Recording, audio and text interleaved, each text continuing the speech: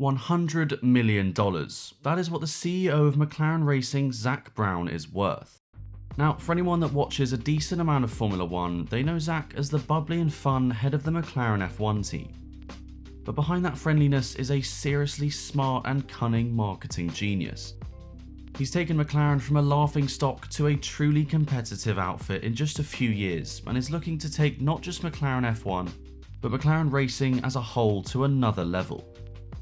Looking into Zak's background and journey to Formula 1 was fascinating.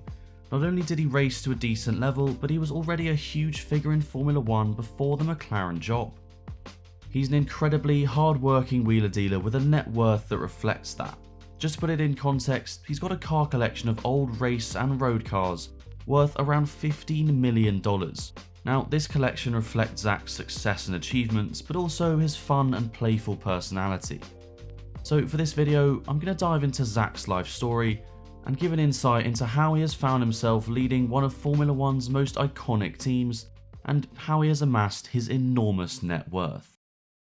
So Zachary Challen Brown was born in Los Angeles, California on the 7th of November 1971, and from a very young age he was fascinated by motorsport.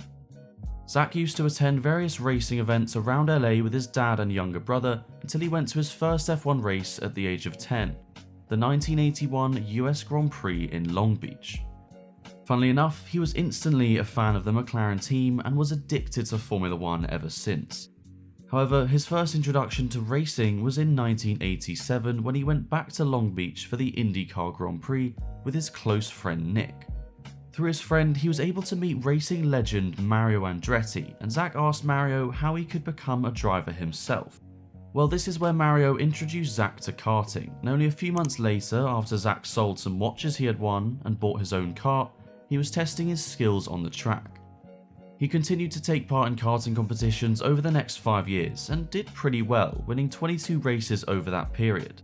Then he took the leap of faith every aspiring young driver must do, leave home behind and move to Europe. So he arrived in the UK at the age of 21 and understandably didn't know anyone, so he found the nearest racing school, the legendary Jim Russell Racing School, and got involved.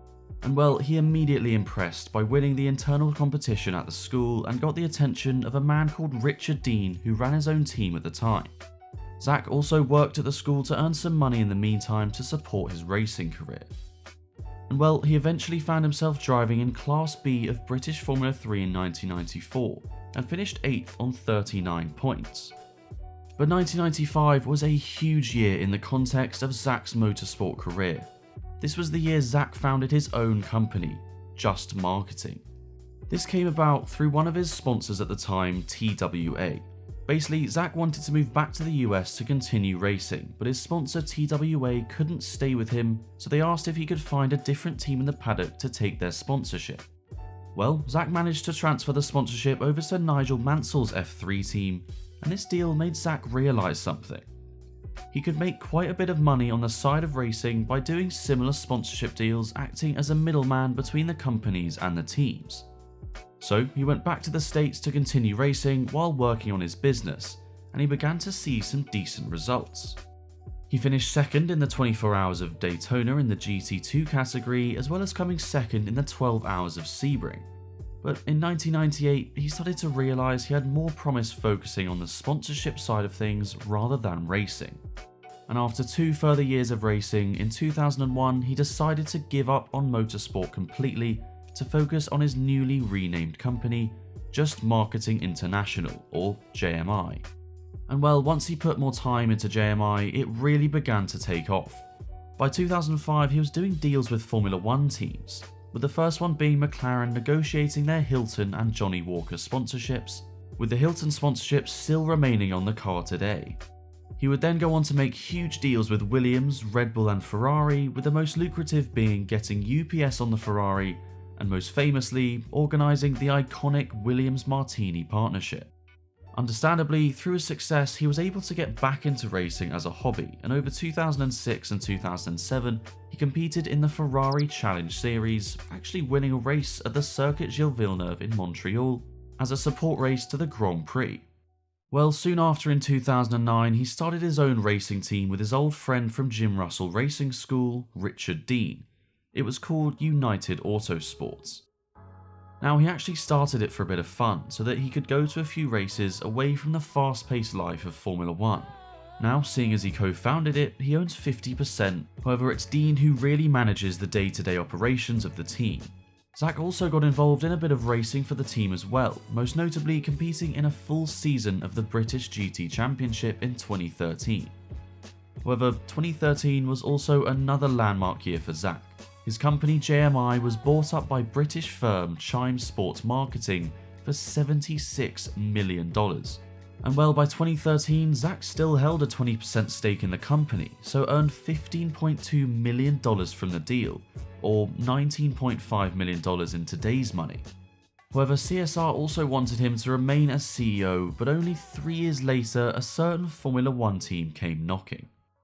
Well, it was McLaren, and they wanted Zach to come in as the new executive director of the McLaren Technology Group. He actually came in to replace the great Ron Dennis, who had been at the team for 36 years since he joined in 1980. Now, Zach came into the team when it was a political nightmare, which had really affected McLaren's on-track performance. So it was a real step into the unknown for Zach. And so over the next few years, he completely began to restructure the management of the team, mainly by getting rid of racing director Eric Boulier and bringing in Andreas Seidel as team principal and James Key as technical director. In 2018, Zach was further promoted to CEO of McLaren Racing, which is the role he still remains in today. And now, since Zach joined the team, they've seen some brilliant growth up until the 2022 season.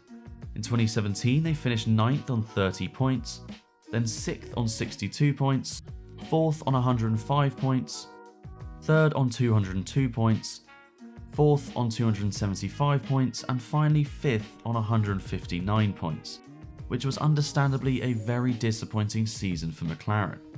However, McLaren have a truly long-term plan, so they don't see this performance in 2022 as much of a problem.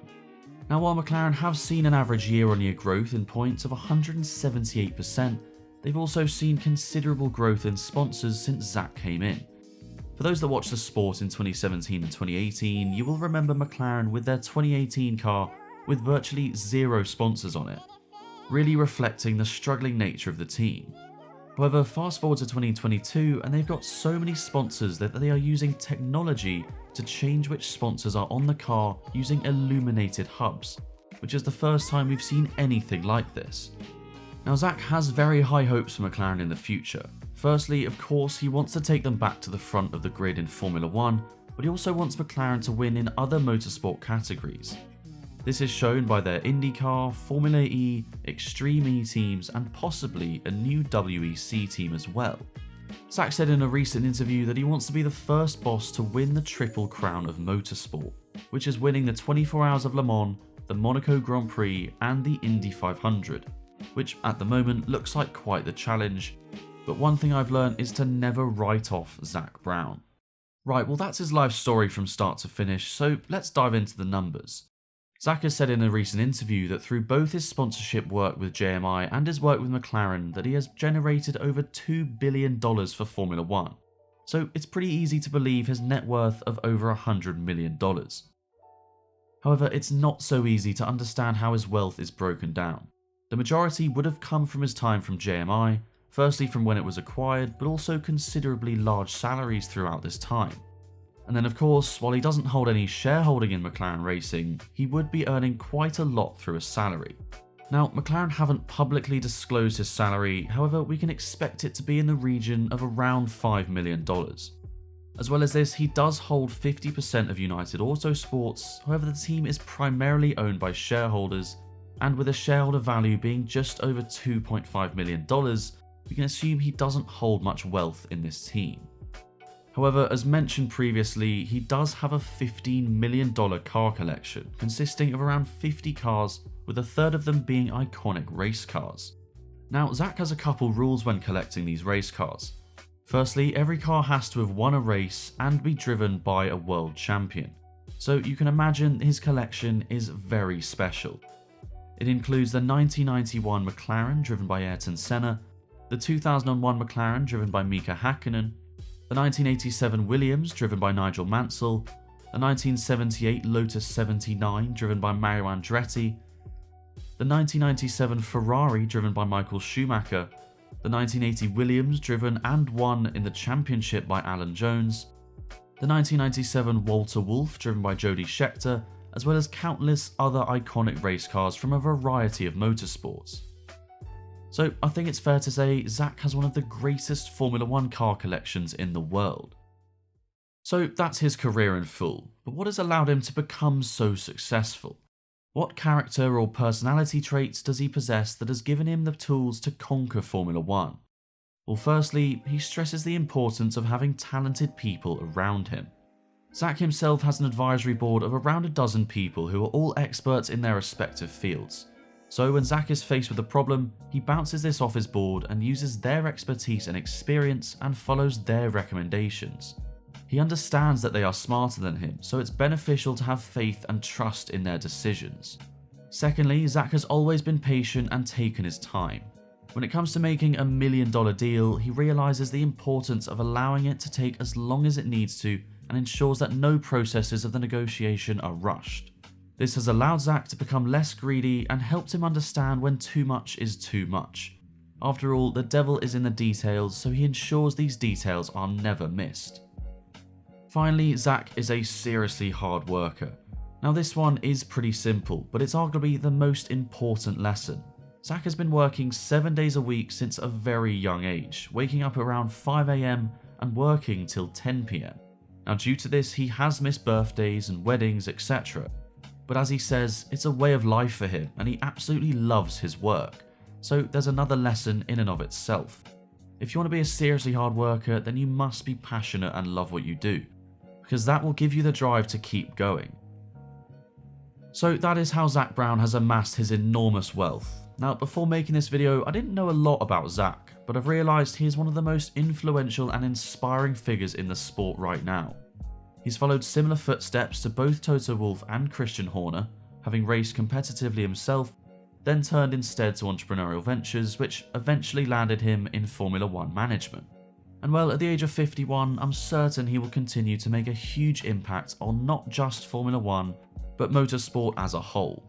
And so I'm sure while he continues to conquer global motorsport, his $100 million net worth will grow quite considerably as well. Thanks for watching. Let me know in the comments section below if you think McLaren can really win the World Championship in some time. And as always, make sure to like, subscribe and smash that notification bell to be reminded of any new videos.